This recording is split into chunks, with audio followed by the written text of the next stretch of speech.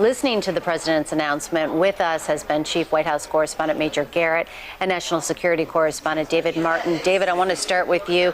What struck you the most out of this speech? Well, the president made more than once the point that the U.S. has ceased combat operations and that this slowing of the withdrawal will not change that combat operations are not being conducted by American troops in Afghanistan.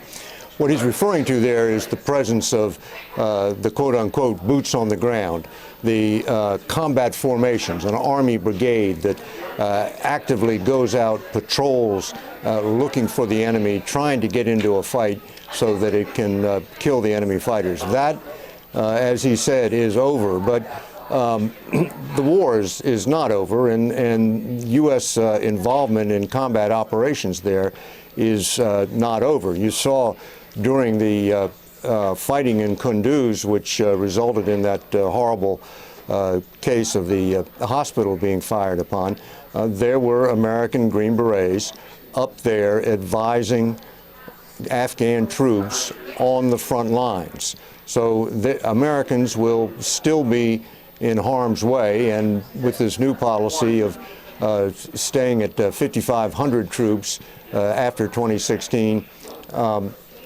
Americans will be staying in more Americans will be staying in harm's way.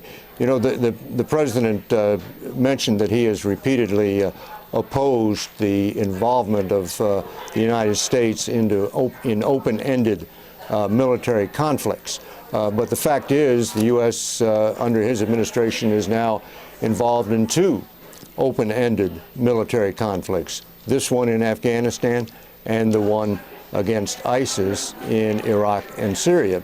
And what he has done really is not end those conflicts, but he has reduced the risk to Americans of being killed in those conflicts by, for instance, refusing to put troops in the front lines in Iraq and Syria, and by limiting the number of troops in Afghanistan basically to special operations forces and advisors.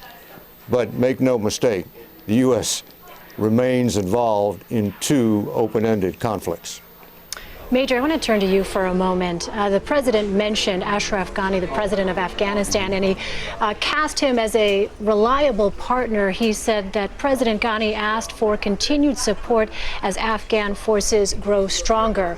What are the indications on what is President Obama basing that assertion? What is the evidence that, in fact, with President Ghani and the current government of Afghanistan, this is a group that will be able to work with the United States? Because, as the president said, the only full way to achieve the full drawdown is with a lasting political agreement with the government. Right.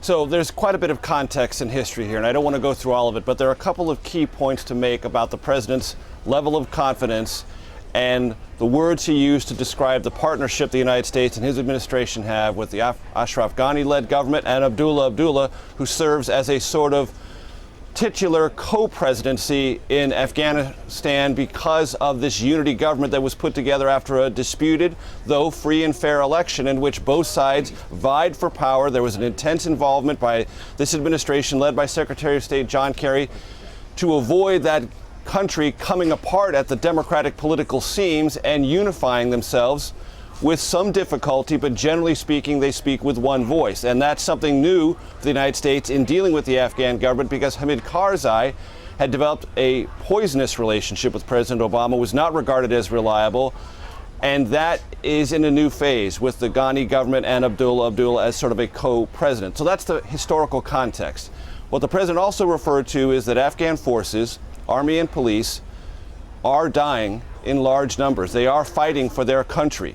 There is real sacrifice being carried out by those Afghans who have willingly volunteered for the army and the police and are carrying out extremely perilous missions, and in often cases are suffering the lethal consequences. So what the president sees there is the Afghans are willing to work this out and pursue a resolution on behalf of their country and this unity government. That's on the plus side. On the negative side, the Taliban remains an aggressive military force, though it is somewhat divided with the death of Mullah Omar, as David indicated. Its operations in Kunduz were fast, they were lethal, they terrorized women, they attacked all the government institutions, all the things the Taliban has always tried to do to undermine peace and security in Afghanistan. So they're a real fighting force and they must be dealt with. The president said he was always open to reevaluating this mission. He said he wasn't disappointed, but this is not where the president wanted his policy to land. He wanted to leave office with only 1,000 U.S. forces and basically say Afghanistan is settled. Afghanistan is no longer settled. The president's going to have to leave more U.S. forces there. That was not his intent. But at least I think those in the Pentagon and probably on Capitol Hill will say it's more important for the president to get the policy right, even if it means a mid-course reversal, as this clearly does, than to stick with a plan that was probably doomed to failure. Well, willingness of Afghan forces is one thing, but results are another. David, I just want to ask you quickly, with so much at stake here, American lives at stake, in addition to obviously the future of Afghanistan at stake, for the U.S. military, what are the metrics? How will success be measured here? Is it number of Afghan forces trained? Is it number of cities held? Is it duration of time that those cities are held? What is it that you are hearing from military officials? Well, one metric is Afghan casualties. Major mentioned that the Afghan army, the Afghan police are fighting the enemy in contrast to the way the Iraqi army behaved when ISIS invaded Iraq.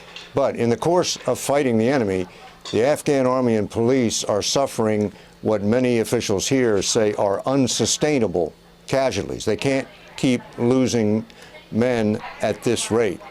And that is one reason why the U.S. Is staying there, to advise them and to continue to provide air cover and to continue to provide support for special operations raids. And then the other measure is simply the level of violence in the country. How many attacks are the Taliban able to mount in cities like Kabul, like Kunduz? How much of the countryside do they control? And those are metrics that vary from time to time, ebb and flow. But as the president said, there are some parts of Afghanistan where the security situation is fragile and may even be deteriorating. That is not a situation which you want to make worse by pulling out more American troops. All right, National Security Correspondent David Martin, Chief White House Correspondent Major Garrett, thank you so much for helping us break down the president's announcement that more American troops will stay in Afghanistan, 9,800 to be exact, through most of 2016.